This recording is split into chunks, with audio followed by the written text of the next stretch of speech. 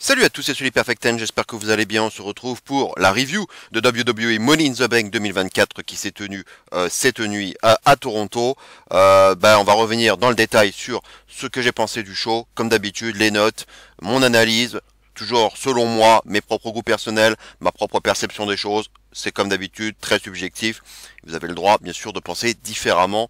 C'est toujours la même règle, mais je préfère quand même le préciser. Sans plus attendre. Je vais vous présenter le poster avec la note globale du show et une première analyse très rapide de ce que j'en ai pensé. Après, on ira dans le détail des notes. Voilà, donc je vais vous présenter d'abord le poster avec la note globale du show. Voici le poster. Un petit 3 étoiles pour cette édition du Money in the Bank. Un show bien sage, comme je le signifiais dans ma vignette. Pour un show du Big Five, tel que Money in the Bank, où beaucoup de surprises en tout genre peuvent survenir, et même Triple H l'avait aussi teasé. Force est de constater que le bilan fut assez maigre et qu'en fin de compte, la principale surprise aura résidé dans l'annonce de la retraite de John Cena et dans une moindre mesure dans le cash-in de McIntyre, mais qu'il avait déjà annoncé la veille, et donc seule la victoire d'une autre personne aurait pu au moins nous donner cet effet de surprise. Un show marqué par l'absence quasi totale d'intervention extérieure, alors que beaucoup d'entre elles auraient été possibles, à commencer par les Money in the Bank Ladder Match. Si je ne suis pas un aficionado de l'overbooking et si la terre entière ne peut décemment pas se permettre d'intervenir, cela peut néanmoins s'avérer nécessaire à la progression des storylines et administrer une ou deux interventions ça et là durant le show ne m'aurait pas gêné le moins du monde, bien au contraire, surtout à moins d'un mois d'un SummerSlam qu'il va falloir builder aux petits oignons. Mis à part ce manque d'audace générale, j'ai trouvé la qualité générale des matchs bien légère, et vous le verrez juste après avec mes notes. Tantôt weekly-esque, tantôt manquant d'application, d'épicness, de rythme, de surprise ou bien d'émotion. Même le cash-in de McIntyre, censé nous provoquer une émotion organique, n'aura pas su fonctionner ici, puisque déjà annoncé à l'avance, comme je le disais, et surtout survenant après un cafouillage arbitral qui a tout foutu en l'air.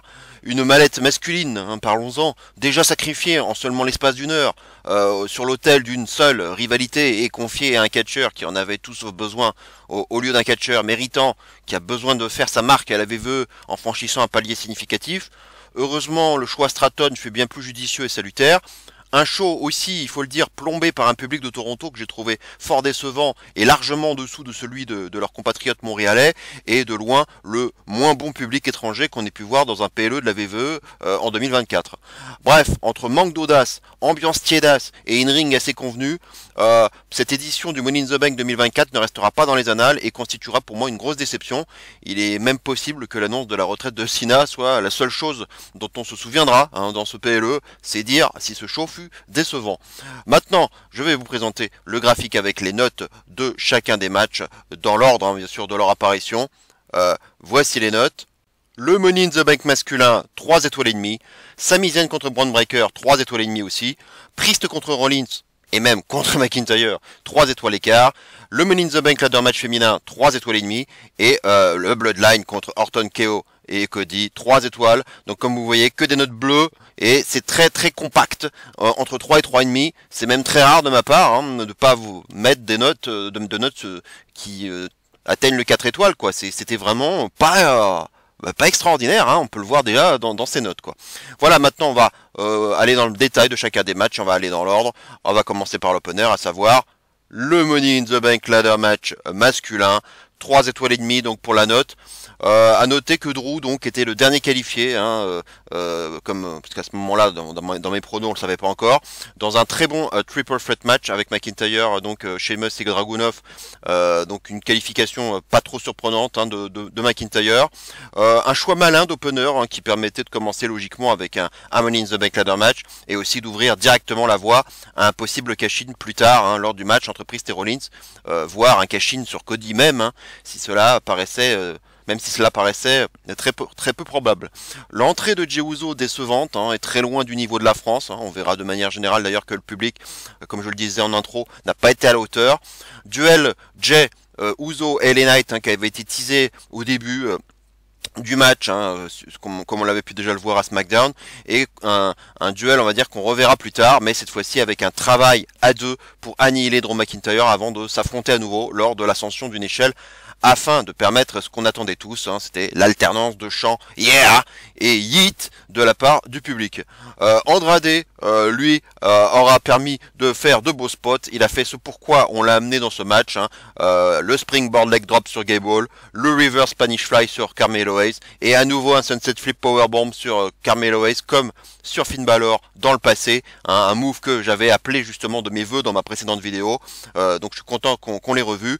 Et LA Knight qui au passage pousse Andrade, hein, on le voit très subrepticement avant d'arriver à ce spot, hein, ce qui pourrait aussi donner l'impression qu'il a fait exprès au vu de sa mini feud actuelle avec Carmelo Hayes, en dehors de celle de sa feud principale qu'il a avec Logan Paul. Belle séquence de German suplex ensuite de la part de Gable, énorme neckbreaker de Knight, hein, sur Gable, sur la tranche de l'échelle, c'était spectaculaire.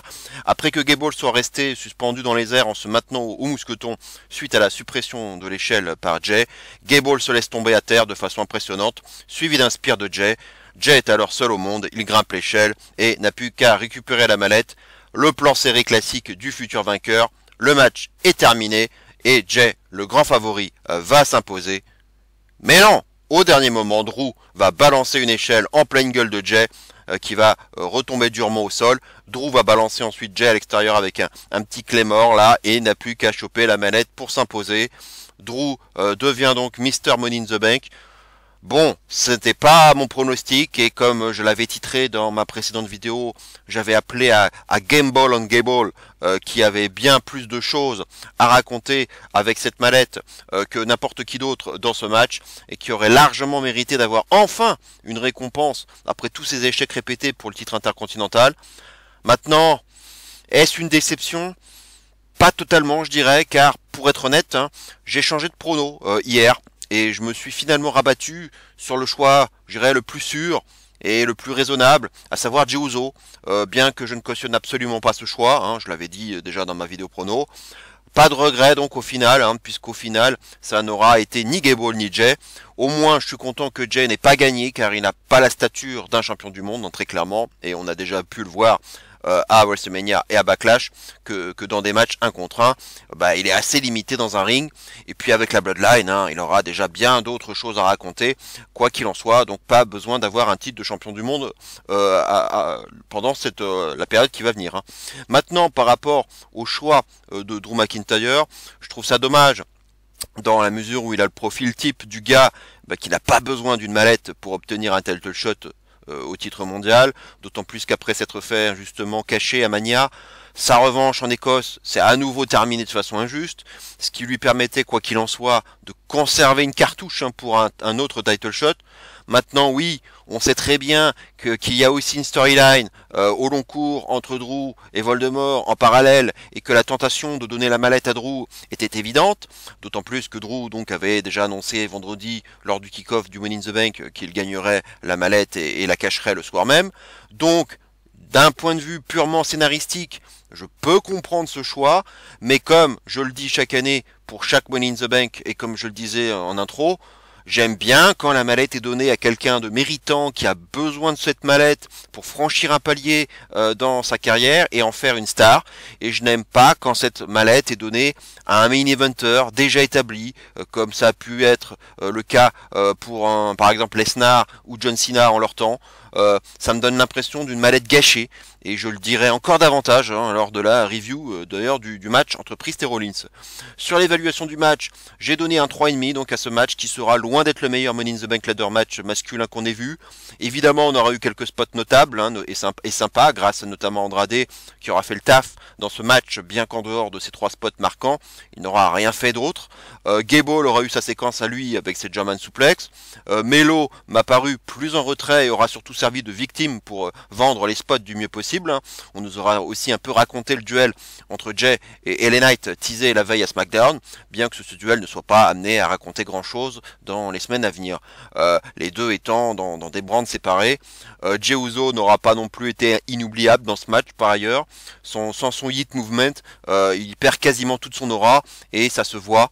On notera aussi qu'on nous aura fait le même coup que l'an dernier avec le finish entre Jay et Drew par rapport au finish entre LA Knight et Priest l'année dernière, hein, avec cet écran de fumée, hein, qui nous fait croire que le match va être terminé et que avec ce plan serré et que Jay va s'imposer classiquement avec ce plan serré, pour au final être surpris par une intervention de dernière minute du futur vainqueur. Ma principale surprise en réalité, c'était même pas le vainqueur en soi, mais l'absence totale d'intervention durant la totalité de ce match, et je pense notamment à trois cibles. Tout d'abord LA Knight, pour qui on aurait pu penser qu'une intervention de Logan Paul, voire d'un de ses potes, aurait pu permettre de continuer le build pour un match à SummerSlam autour du titre des États-Unis, match qui aura certainement lieu, qui plus est.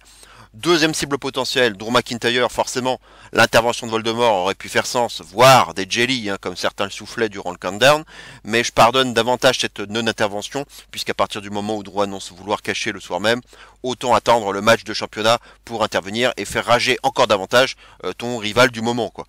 Et enfin, troisième cible potentielle, et de loin ma plus grande déception, Chad Gable, qui avait plein de choses à raconter avec le Wyatt Six, l'Alpha Academy et même les Creed Brothers, et au final, absolument personne, mais vraiment personne, ne sera intervenu de quelque façon que ce soit. Là réside ma principale déception dans ce Money in the Bank Ladder match, qui certes est un match attendu par rapport à ses spots, et de ce côté-là, on a été plutôt bien servi, mais quand t'as des participants comme Gable, autour de qui gravitent autant de choses, forcément, moi, quand grand amoureux de storytelling, je reste largement sur ma faim de ce côté-là. Donc voilà pourquoi ce Money in the Bank Ladder match ne remplit pour moi qu'une partie du job, et ne peut pas aller au-delà d'un 3,5. Selon moi, de par un manque d'émotion rédhibitoire, et très franchement, le choix du vainqueur, bien qu'il revête une justification scénaristique évidente, comme pouvait l'être Priest l'an dernier, me semble assez déceptif, et j'ai déjà envie de me dire, tout ça pour ça, et j'aurai l'occasion en plus de le rappeler tout à l'heure lors du Priest contre Rollins. On va passer maintenant au match suivant, Sami Zayn contre Bron Breakker pour le titre intercontinental, 3 étoiles et demie pour la note. Même dans son pays, l'entrée de Sami Zayn ne m'a pas paru des plus folles, loin de là, et clairement on sent la différence entre le public de Toronto et celui de Montréal en termes de chaleur. Belle passe d'armes à l'extérieur avec cette projection de Zayn de la part de Breakker contre la barricade. Zayn qui va riposter avec un moonsault mais repris en plein vol par Breakker, puis Zayn qui va basculer Breakker contre le poteau. À nouveau un teasing de la part de Zayn de son fameux tornado DDT près du poteau qu'on n'a pas vu depuis des siècles et qu'il pratiquait souvent à NXT, mais Breakker va le contrer. Nouvelle frustration, et je me demande même pourquoi on nous frustre depuis si longtemps avec ce spot. En tout cas, le jour où il va le refaire, la pop risque d'être magistrale. Breakker réussira ensuite un très beau Frankensteiner avec beaucoup de facilité. Breakker tentera ensuite son fameux spear avec prise d'élan à l'extérieur, comme il l'avait tenté à Raw, sauf qu'à Raw, il avait fini contre les escaliers suite à une esquive de Zayn, tandis qu'ici, malgré une esquive similaire de Zayn, Breakker va s'arrêter à temps pour éviter les escaliers, prouvant qu'il arrive quand même à apprendre de ses erreurs passées. Le jumping clothesline de Breakker sur Zayn sur la table des commentateurs était assez spectaculaire à voir. L'Elova kick de Sami contré par un high knee de Bron Breakker était cool aussi, et un move assez rare aussi de sa part. Braun va enchaîner ensuite avec son Military Press Power Slam, avec lequel il a gagné pas mal de matchs à NXT, suivi d'une préparation d'un spear, mais contré par un coup de pied de Sami, suivi d'un Helluva Kick victorieux de la part de Sami. Sami conserve donc son titre, c'était mon prono, et ça me paraît aussi logique que sage comme décision. Ça me paraissait bien trop tôt pour donner le titre à Breakker maintenant, surtout pour son premier match en PLE dans le main roster. Maintenant, quand on regarde le post-match et le regard de Braun, on se dit que c'est loin d'être fini entre les deux et qu'une suite serait envisageable à SummerSlam avec possiblement d'autres adversaires impliqués également, quoi. Concernant l'évaluation du match, j'ai trouvé le match honnête, quoique un peu trop weekly-esque à mon goût. Néanmoins, ce fut à mon sens un bon premier match de PLE pour Breakker, qui a été bien mis en avant à l'image du bon travail entrepris à Raw pour le construire. Il est puissant, dominant et capable de belles prouesses athlétiques, et en même temps, il peut se montrer un poil arrogant, comme lorsqu'il se met à faire des pompes en plein match, et à la fin, il se fait contrer avec un coup de pied avant de prendre l'Helluva Kick fatal. Bref, malgré la leçon retenue lorsqu'il stoppe sa course pour éviter les escaliers d'acier, contrairement à Raw, le rookie a encore besoin de prendre en expérience afin d'éviter les petites erreurs de jeunesse qui pourraient entraver son ascension. C'est en gros la lecture que l'on pourrait faire de ce match, mais petit à petit, à force de disputer des matchs, le diamant va se polir et il finira par devenir une machine de guerre, du moins c'est ce qu'on peut penser au regard de ce match. Match assez correct dans l'ensemble, donc un poil donc trop weekly-esque à mon goût, sans doute, loin d'être un banger, mais loin d'être une purge non plus, hein, une convenable entrée en matière pour Breakker, qui n'a pas à rougir de sa défaite, même si personnellement j'aurais protégé sa défaite davantage, car ici il ne s'agissait ni d'un roll-up, hein, ni d'une défaite par DQ, ni sur la moindre intervention, mais d'une défaite clean de chez clean, après s'être fait contrer de la façon la plus simple qui soit, et je pense qu'il y avait moyen de mieux mettre en scène cette protection. C'est la principale critique que j'émettrais au sujet de ce match. Pour Ricochet, l'AEW est quasi acquise et l'on notera donc l'absence d'intervention de Dragunov qui aurait aussi pu raconter quelque chose et aurait pu protéger Breakker dans la défaite de façon plus marquée. À nouveau ici, hein, un match mano à mano et sans overbooking, un mot d'ordre hein, donc dans ce pay-per-view de façon générale. Maintenant, donc avant de passer au prochain match, quelques mots forcément sur le segment Cena, annoncé par Trish Stratus, la host désignée de ce pay-per-view hein, en tant que régionale de l'étape, hein, on pouvait se douter qu'elle allait être là quand même. On savait que Cena était à Toronto et il restait à savoir si ce serait pour apparaître ou non. Au vu de son t-shirt, hein, la place au doute n'était plus permise. Il annonce donc sa retraite en 2025. Il dit qu'il restera dans la compagnie mais qu'il ne sera plus un lutteur actif de quelque façon que ce soit. Il dit qu'il veut être présent à Raw lorsqu'ils seront sur Netflix et surtout que le Royal Rumble 2025 sera son dernier, que l'Elimination Chamber 2025 sera son dernier et que WrestleMania en 2025 à Las Vegas sera aussi son dernier. C'est rare hein, qu'un catcheur annonce déjà sa participation à plusieurs pay-per-view d'un seul coup et plusieurs mois à l'avance. C'est étonnant. Il nous donnera rendez-vous au début de la conférence de presse hein, pour plus d'informations. Et lors de celle-ci, justement, Cena dira que sa carrière ne se terminera pas à WrestleMania. WrestleMania sera son dernier WrestleMania, mais je le cite, hein, si tout se passe comme prévu, nous irons directement de janvier à décembre. Nous allons essayer de faire une longue liste de dates. Je pense qu'à l'heure actuelle, la liste se situe entre 30 et 40 dates, parce que je vais encore essayer de jongler avec tout ce qui se passe. Ce sera la fin de ma carrière sur le ring. Maintenant, une partie de ce business plan que j'ai proposé était que je reste dans la famille de la WWE d'une manière ou d'une autre pour une longue période à venir. J'ai toujours dit au public hein, que la VVE était ma maison et que je l'aimais. Ce n'est pas parce que je sens que je suis physiquement au bout du rouleau que je dois m'éloigner de ce que j'aime. Je suis passionné par ce métier. Je regarde encore Money in the Bank et je crie sur l'écran et sur les gars pour ce qu'ils font ou ce qu'ils pourraient faire. Donc je pense que j'ai encore une certaine sagesse enfermée ici qui pourrait être d'une certaine valeur. J'ai donc hâte de terminer ma participation sur le ring de la meilleure façon possible et d'être un membre de la famille élargie de la VVE pendant un certain temps encore. Voilà donc pour les précisions. Quant à son réel dernier match, eh bien, il faudra donc a priori attendre décembre 2025 pour le voir. Nous verrons si ce sera lors d'une weekly ou lors d'un PLE spécial. Nous sommes encore très très loin de ça et on aura l'occasion d'en reparler. Pour son dernier match, pas mal de noms sont possibles et bien sûr on peut penser à Voldemort, à Randy Orton, voire plusieurs lutteurs à la fois, si l'idée est d'en faire un match à plusieurs. Forcément on pensera aussi à R-Truth qui aura sûrement l'occasion de catcher avec son idole John Cena une dernière fois durant cette tournée d'adieu, c'est évident, avec aussi un clin d'œil à Wyatt qu'on risque de voir à un moment donné à l'image de cette porte fermée au dos de son t-shirt qui pourrait déjà être un clin d'œil à la porte de la Firefly Funhouse d'une certaine manière. 2025 sera donc sympa à suivre pour Cena avec de très bons moments en perspective et l'on verra aussi si le Hall of Fame lui tend déjà les bras en 2025 ou bien en 2026. À mon avis, ça va se jouer entre ces deux années logiquement. Voilà, maintenant on va passer au match suivant. Damien Priest contre Seth Rollins pour le Heavyweight Championship. On rappelle donc la stipulation, si Rollins perd, il ne pourra plus briguer le titre Heavyweight tant que Priest sera champion. Et si Priest perd, il devra quitter le Judgment Day. On verra juste avant le match un segment backstage au sein du Judgment Day dans lequel Priest va demander à ses camarades de ne pas intervenir durant son match, que McIntyre intervienne ou non, et il regardera fixement Balor lorsqu'il répétera que « Nobody » ne devra se mêler de ses affaires. Balor répondra alors cyniquement « Whatever you want, boss, hein, pour clôturer ce segment. À nouveau, des graines plantées entre Priest et Balor qui finiront bien par germer d'ici quelques temps, c'est une évidence. Et Priest veut aussi prouver qu'il est capable de battre Rollins par lui-même, afin de gagner aussi le respect de Rollins par la même occasion. Belle tenue d'entrée pour Priest, qui m'a pas mal fait penser à Mortis, à Chris Canyon, du côté de la WCW, pour ceux qui ont la ref. On notera en tout cas que la première partie du match tournait déjà pas mal autour de McIntyre à distance, avec de nombreux regards de Priest et de Rollins du côté de la rampe afin de surveiller une éventuelle intervention de Drew suite à son cash-in annoncé déjà la veille.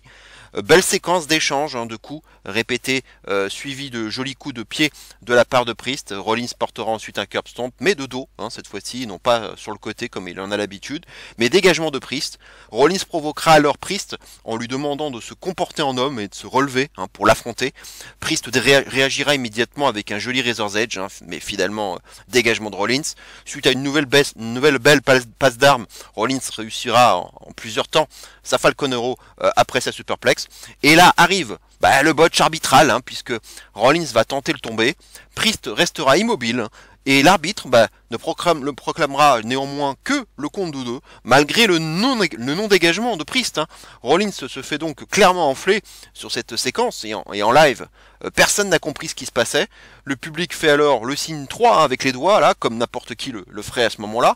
Et c'est là que McIntyre se décide alors à intervenir pour cacher sa mallette et en faire un triple threat à la manière de Rollins, bien sûr, à Mania 31, tout un symbole. On peut se demander alors si le thème de Drew n'a pas retenti trop tard et n'aurait pas dû retentir pile au moment du tombé, ce qui aurait alors justifié le compte de 2 et le fait que Priest ne se dégage pas. C'est même probablement ça qui a dû se passer en réalité. Bref, dommage que ce cafouillage ait eu lieu, mais le triple threat a bel et bien lieu. La mallette est donc déjà abandonnée, seulement une heure après avoir été décrochée. À ce moment-là, le match étant un triple threat, cela se transforme donc en match no DQ, et c'est là que Drew aurait dû réfléchir à sa stratégie avant d'agir avec autant d'entêtement et d'impétuosité. J'y reviendrai plus tard. Le match à ce moment-là prend une autre tournure avec davantage de folie, et le public se réveille enfin, et c'est évidemment le moment où Voldemort fera son apparition pour attaquer McIntyre avec beaucoup de rage, avec une protection au bras, toujours apparente. C'est à noter tout de même, laissant toujours planer le doute quant à sa disponibilité à temps pour SummerSlam. Drew se prendra plusieurs coups de chaise et un étranglement avec un câble. Petit coup d'œil à la ceinture de la part de Voldemort au passage. Il va d'ailleurs se saisir de la ceinture pour frapper Drew avec. Il s'assiera alors sur la table des commentateurs avec la ceinture afin de mieux profiter de la fin du spectacle. Priest porte alors un South of Heaven Chokeslam sur Drew pour la victoire. Conservation du titre donc par Damien Priest. Priest aura bien gagné, mais son regard en dit long. Il est pas totalement satisfait du résultat car il voulait battre Rollins clean et sans intervention, et au final non seulement il ne bat pas Rollins, mais non seulement il gagne de façon pas clean, ce qui forcément justifie son agacement. McIntyre quant à lui se fait donc arnaquer pour la 4e fois par Voldemort, chose dont on pouvait aisément se douter, surtout lorsque Drew annonce son cash-in 24 heures avant, ce qui laisse toute liberté à Voldemort de préparer son intervention au bon moment. Mais un autre élément intéressant est à souligner, c'est la colère de Rollins envers Voldemort, qui est très similaire à celle qu'il avait manifestée au Survivor Series lorsque Voldemort avait fait son grand retour. Et évidemment, cette colère est légitime puisque la stipulation est claire. C'est qu'en cas de défaite, Rollins ne peut donc plus briguer le titre de Priest, et cette intervention de Voldemort vient tout foutre en l'air.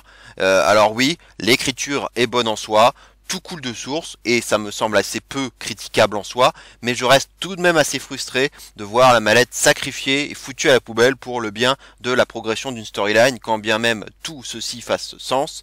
J'ai donc un sentiment, je dirais, assez mitigé, partagé autour de ce scénario. Quant à Drew, je trouve qu'il passe tout de même pas mal pour un idiot. Le mec se fait quand même arnaquer 3 fois. Il annonce quand même le moment où il va cacher, sans évoquer une seule seconde la possibilité que Voldemort puisse l'arnaquer une 4e fois, alors qu'en cachant, comme il l'a fait, il va provoquer forcément un triple threat, et donc un match par essence no DQ, et donc une énorme porte ouverte à une intervention de Voldemort sans la moindre sanction arbitrale possible. Donc pourquoi Drew n'a-t-il pas tout simplement attendu la fin du match entre Priest et Rollins pour aller cacher, comme Priest l'a d'ailleurs fait à Mania sur ce même McIntyre, ce qui aurait permis justement à Drew de s'assurer un match 1 contre 1 classique, et même si même si alors Voldemort l'attaquait dans cette configuration, bah Drew, ça aurait fait quoi? Bah Drew aurait alors gagné par DQ. Il aurait donc conservé une nouvelle chance au titre par la suite, de façon naturelle, tandis qu'ici, bah, en provoquant un freeway, bah, il ne peut s'en prendre qu'à lui-même s'il a ouvert la voie à cette intervention de Voldemort. Donc à nouveau ici, Drew paraît idiot et surtout aveuglé est tellement obnubilé par son désir farouche de récupérer ce titre mondial qu'il en oublie tout ce qui peut se passer autour de lui, y compris l'intervention possible de son grand rival du moment, bien qu'il l'ait déjà arnaqué 3 fois auparavant, et 4 fois maintenant aujourd'hui, après ce match. Bref, la stratégie est assez bancale de la part de McIntyre. Que l'on mettra davantage sur le compte de sa nouvelle personnalité trop focusée sur sa propre gloire que sur le reste. Et donc le Judgment Day, ben voilà aussi c'est l'autre conclusion. Le Damien Priest reste dans le Judgment Day. Quant à l'évaluation du match, alors déjà par rapport au prono, il faut dire une chose, c'est que j'ai changé d'avis 2 fois. Donc la toute première fois, avant même de faire mon morceau catch, j'étais parti sur Priest. Dans ma vidéo pronostic justement du morceau catch, j'étais finalement parti sur Rollins. Et encore le jour même, je suis revenu sur Priest. Donc finalement, bah, j'ai eu raison, on va dire, mais c'est vrai que j'ai beaucoup hésité. C'était un match très difficile à pronostiquer, mais je me suis dit que quitter le Judgment Day maintenant, ça me semblait pas être la bonne idée. Donc je suis resté sur la sagesse, on va dire, et la continuité de la storyline avec notamment entre Balor et Priest, avec toujours un Priest maintenu dans le Judgment Day. Et aussi, je me suis dit peut-être que la possibilité était aussi que Priest puisse enfin battre Rollins comme il l'avait voulu.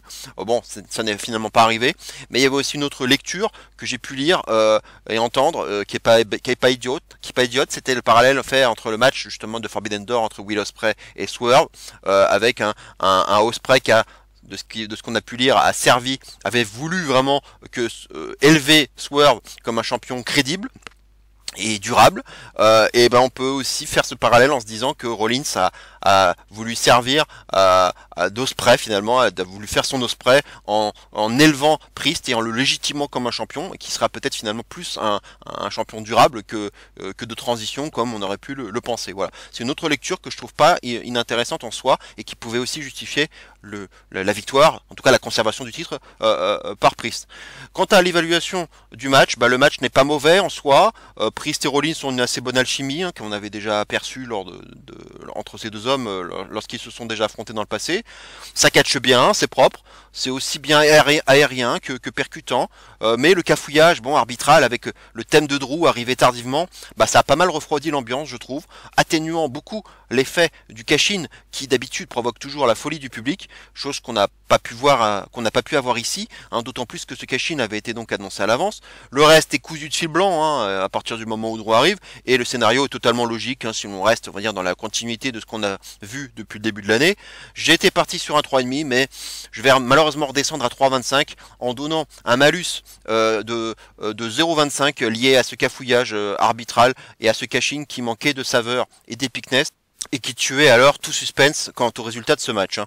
Bref, c'est pas évident d'évaluer tout ça, car je suis partagé entre un sentiment d'avoir vu de bonnes choses dans le ring, de voir des histoires qui progressent de façon efficace, aussi bien autour du Judgment Day que de Drew, Voldemort et Rollins, mais je garde aussi ce goût amer de mallette sacrifiée au bout d'une heure seulement, privant alors un catcheur méritant de la possibilité en 2024 ou en 2025 de gravir un échelon significatif et d'en faire une star, chose à laquelle un Money in the Bank Ladder Match devrait normalement servir, et on pourra noter ici l'absence d'intervention donc d'un membre du Judgment Day en dépit des consignes de Priest, notamment un Balor par exemple, voire d'une Liv Morgan qui aurait pu raconter des choses intéressantes, puisque ne faisant pas partie du clan, elle aurait pu très bien jouer sa carte perso pour essayer d'aider Priest et donc de continuer d'atteindre Dom et Rhea à distance.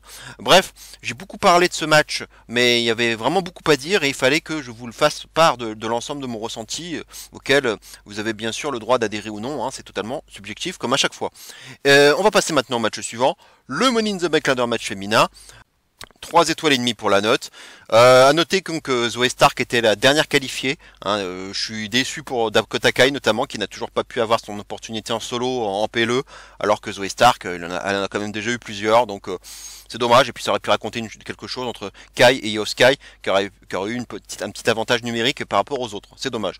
Chelsea Green en tant que Canadienne, ainsi que Stratton, sont clairement les plus acclamés de la part du public. Le match démarre d'ailleurs avec de la comédie, hein, avec une Chelsea seule sur le ring, qui essaye de choper la mallette en sautant de façon aussi ridicule que drôle, tandis que les autres se chargent déjà d'aller récupérer des échelles. On nous montre ici que Chelsea a le vertige et a peur de grimper une échelle. Tout le monde se bat à l'extérieur comme des idiotes, hein, tandis que Chelsea, elle a largement le temps de faire ce qu'elle veut, rendant tout de même ce début de match assez improbable, pour ne pas dire ridicule. Chelsea se résout alors à aller décrocher la mallette en donnant des coups d'échelle avec, hein, chose qui était quand même assez drôle en soi. C'est là que démarre une bien trop longue séquence incompréhensible de duels qui m'aura pas mal perturbé durant ce match. Le premier étant, donc ce premier duel étant Stratton contre Sky, une affiche intéressante en soi néanmoins. On enchaîne ensuite avec le duel Sky contre Valkyria, qui commence déjà à devenir un classique. Petit botch de Valkyria au niveau des cordes, hein, mais elle réussit tout de même son tornado DDT, mais en 2 fois. On passe alors au duel numéro 3 entre Valkyria et Stark. Stark ne provoque absolument aucune réaction, c'est quand même assez terrible. Nouveau botch avec la pirouette habituelle de Stark, hein, en s'appuyant des cordes, mais sauf que Valkyria est trop près des cordes et que la tête de Stark percute le rebord de l'échelle sur laquelle Valkyria a été placée. Heureusement, plus de peur que de mal. Lyra va tout de même rouler à l'extérieur, hein, histoire de vendre le spot, hein, ce qui provoquera le duel numéro 4 entre Stark et Naomi, hein, cette fois-ci. Split-legged moonsault réussi par Naomi. Stark n'aura pas réagi une seule seconde, possiblement encore choqué par son botch. C'est ici que Stratton débarque pour le duel numéro 5 avec Naomi. Belle Alabama Slam de Tiffany sur Naomi qui atterrira directement sur une échelle. Les chants Tiffy Time se font alors entendre. Sky arrive alors pour le duel numéro 6. Rappel donc du duel numéro 1, hein, si vous m'avez bien suivi. Sky est coincé dans le coin par une échelle, ce qui permet alors à Tiffany de faire une jolie Phantom Bomb sur 3 filles à l'extérieur. Duel numéro 7 entre Green et Sky à ce moment-là. Green prend son courage à 2 mains pour grimper l'échelle, mais rapidement stoppé par Sky sous les huées du public. Valkyria et Sky se confrontent alors à nouveau pour le duel numéro 8. Lyra portera alors une jolie German suplex, la tête en bas et les pieds coincés dans l'échelle. Stark se retrouve alors dans le ring. Stratton la rejoint au sommet d'une échelle pour le duel numéro 9. Il faudra alors que Naomi arrive à son tour dans le ring pour enfin en finir avec cette longue série interminable de plus de 8 minutes de duel absolument incompréhensible et qui ne fait aucun sens, hein, dans la construction d'un Money in the Bank ladder match, comme si pendant tout ce temps il était interdit à quiconque d'intervenir tant que 2 lutteuses étaient alors déjà dans le ring. 8 minutes, hein. Ce n'est rien d'autre que la moitié, quand même, quasiment la moitié de la durée totale de ce match, hein. C'est quand même énorme en proportion, hein. Naomi nous la joue alors façon Jean-Claude Van Damme avec un grand écart entre 2 échelles, suivi d'un beau DDT porté sur Stark. Spot sympa et original pour le coup. Naomi sort des tables sous une grosse pop du public bien évidemment. Green et Tiffany collaborent ensuite pour placer 2 tables à l'extérieur, hein, un élément qui aura son importance, hein, en fin de match d'un point de vue plus symbolique. On arrive enfin à avoir plusieurs filles là dans le ring, en l'occurrence 5, ce qui débouchera à la meilleure partie du match, hein, comme par hasard, mais hélas celui-ci est déjà prêt de toucher à sa fin, hein. Bah oui, c'est ça qui est dommage. Stark portera une powerbomb à une main, hein, sur Lyra Valkyria qui retombera durement sur une échelle. Green réussira son Unprettier sur la même échelle en question et la victime sera cette fois-ci Naomi. Duel à haute altitude, hein, comme dirait George Eddy, entre Stark et Sky. Sky réussira alors à porter le meilleur spot du match de loin, à savoir un horrible et impressionnant screwdriver directement sur une échelle placée à l'horizontale. Belle réaction du public sur ce spot, hein, c'est mérité. Chelsea arrive alors seule dans le ring, le public pop, c'est son moment, elle va gagner. Chelsea est dans la même situation que Jey Uso tout à l'heure. Elle arrive même pratiquement à décrocher la mallette, hein. Le plan serré est à nouveau de mise. Mais pour mieux nous surprendre une nouvelle fois, avec Tiffany qui arrive de nulle part pour bousculer Chelsea qui retombera de façon spectaculaire sur les 2 tables à l'extérieur, qui se casseront de fort belle manière.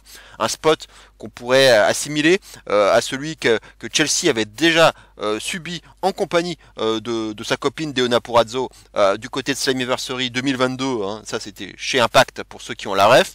Et comme un symbole, c'est Tiffany Stratton qui provoquera cet horrible bump de Chelsea sur ces 2 tables qu'elles auront toutes les deux disposées à la base, hein. Donc j'ai trouvé ça bien vu de ce côté-là. Stratton décroche alors la mallette en toute tranquillité, malgré la déception vis-à-vis de Chelsea. Le public pop, hein, vu que c'est son autre favorite qui l'emporte à l'arrivée. Évidemment, moi je suis très content de ce résultat, pas seulement parce que c'était mon prono, hein, c'était aussi celui de beaucoup de monde je pense, mais aussi parce que, comme je le disais tout à l'heure pour les hommes, la mallette a été ici donnée au portrait type de la catcheuse, à qui il faut justement la donner.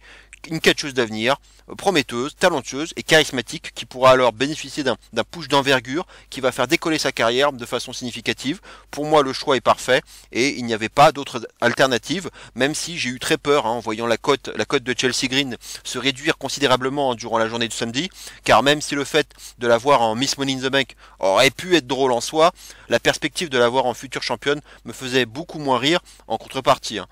Pour moi, ils auront utilisé Chelsea de la meilleure façon qui soit, toujours aussi drôle et décalée, voire attachante, penseront certains.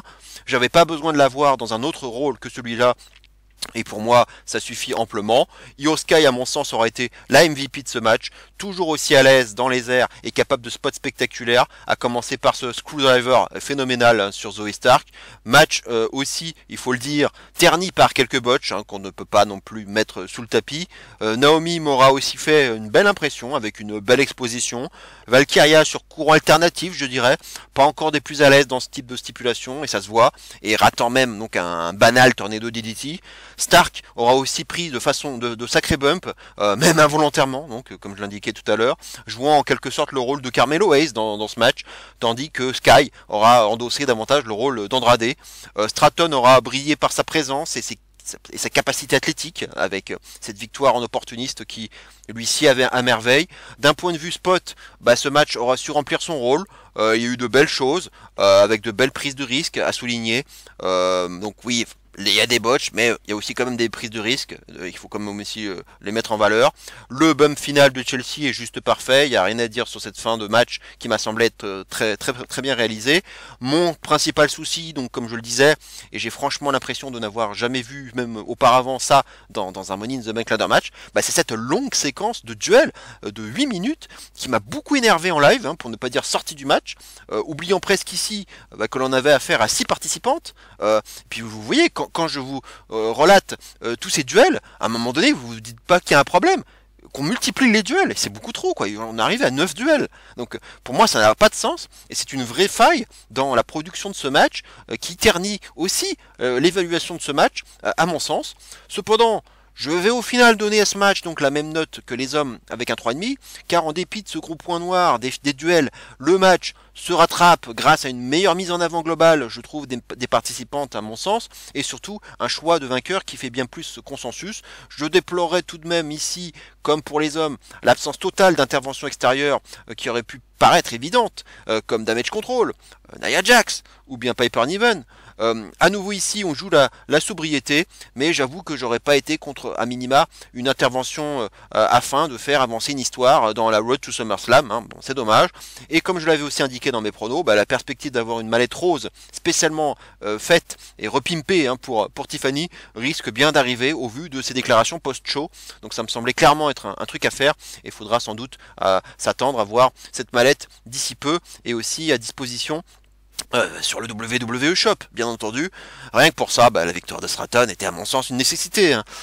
Joli face-off en tout cas avec entre Stratton et Stratus, les noms qui se ressemblent en plus, que l'on verra aussi backstage, comme un passage de flambeau en quelque sorte, et peut-être aussi la perspective d'un match entre ces deux-là un jour, qui sait, et qui serait tout à fait envisageable. Et puis ce serait aussi très bankable, je trouve, comme affiche dans un pay-per-view du Big Four, ou peut-être un show saoudien, à mon humble avis. On va passer maintenant au main event, le 3 contre 3 entre la Bloodline et Randy Orton, Kevin Owens et Cody Rhodes. 3 étoiles pour la note. On peut souffler. Finalement, Jacob Fatu est bien présent au Canada, malgré ses ennuis judiciaires, et c'est une bonne nouvelle de le voir enfin débuter dans le main roster dans un pay-per-view du Big Five. Il faut pour cela remercier Triple H, puisque Michael Cole a précisé durant le countdown que la WWE et Triple H ont dû s'employer pour que Fatu puisse catcher au Canada. Ils se sont servis de cela en tant qu'exemple pour expliquer à quel point Fatu et la nouvelle Bloodline étaient dangereux. Why not, voilà. Mais en tout cas, cela a fonctionné et c'est tant mieux. Rappelons tout de même que les méfaits de Fatu remontent à 14 ans alors qu'il n'en avait que 18 pour un vol à main armée. Voilà, c'est bien à un moment donné de passer à autre chose. Un bel accueil pour Kevin Owens, quoique encore loin d'être extatique à l'image de Sami Zayn. Owens devant en plus lutter alors que sa mère est malade et à l'hôpital, comme il nous l'a expliqué la veille à SmackDown. Orton arrive aussi sous une bonne pop, mais son entrée fut tout de même bien longue, tout comme celle de Cody. Owens a déjà le regard fixé sur Fatou. Owens semble vraiment déterminé, et forcément ce qu'il traverse avec sa mère ne fait que renforcer cette détermination dans son regard. On découvrira en tout cas que ce match ne contient pas la moindre stipulation, même pas un ajout de dernière minute, comme à Backlash, et c'est bien là que résidera le principal problème de ce match, on le verra. Le match est vraiment très lent, pour ne pas dire ennuyeux, un match auquel Reigns aurait pu participer sans problème, ça c'est sûr. Seul Owens, en ce début de match, parvient à réveiller la foule, ainsi que nous, les spectateurs, en montrant beaucoup de fougue lorsqu'il est dans le ring, puisque le fait d'avoir un match simple semble anesthésier tous les autres participants. L'entrée de Fatou pour faire face à Orton dans ses grands débuts à la VVE, ça aurait été l'un des rares grands moments de ce match. Il se prendra d'entrée de jeu un dripping DDT d'Orton, mais Fatou le nocellera totalement, et lorsqu'Orton se retournera pour le découvrir, l'étonnement se lira sur son visage, comprenant ici qu'il a visiblement affaire à un tout autre type d'animal en la personne de Fatou. Son Samoan Drop dans la foulée fut d'ailleurs de toute beauté, ainsi que son super kick. Des chants hostiles à l'égard de Solo et des chants We Want Roman se font ensuite entendre. Owens redonne un peu de vie à ce match en entrant dans le ring. Fatou a une façon bien à lui de faire le tag en ramenant Tama Tonga dans son coin avant de faire le tag, c'est très efficace.